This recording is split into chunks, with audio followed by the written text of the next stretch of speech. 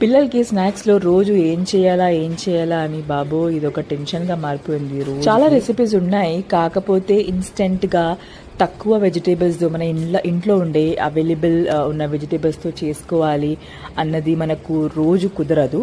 కానీ ఇప్పుడు నేను ఒక ఇన్స్టెంట్గా చేసి ఆలు టిక్కీ నేను ఇప్పుడు మీకు చూపిస్తున్నాను. ఇందులో మనకు ఖచ్చితమైన ఒక ఇంగ్రీడియంట్ అవసరం ఏంటంటే అది బటాటా. మేమైతే ముంబైలో బటాటా అంటాము, అదేనండి ఆలుగడ్డ.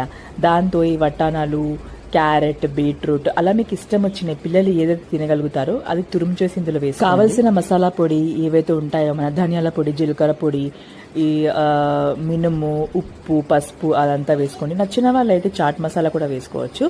అయితే ఇక్కడ మెయిన్ ఇంగ్రీడియంట్ ఏంటి అంటే మన బైండింగ్ కోసం నేనైతే బియ్యపిండి తీసుకున్నా. కొంతమంది కార్న్ఫ్లవర్ కూడా తీసుకుంటారు, కాకపోతే కార్న్ఫ్లవర్ తీసుకుంటే కొంచెం సాగీగా వస్తాయి. సో బియ్యపిండి వేసుకున్న తర్వాత ఇప్పుడు బియ్యపిండి మనం ఎండులో కూడా బైండింగ్ చేసుకోవచ్చు, లేకపోతే పిండిలోనే మీరు వేసుకొని ఇలా నేను ఉండలుగా చేసుకుంటున్నాను అలా వేసుకోవచ్చు.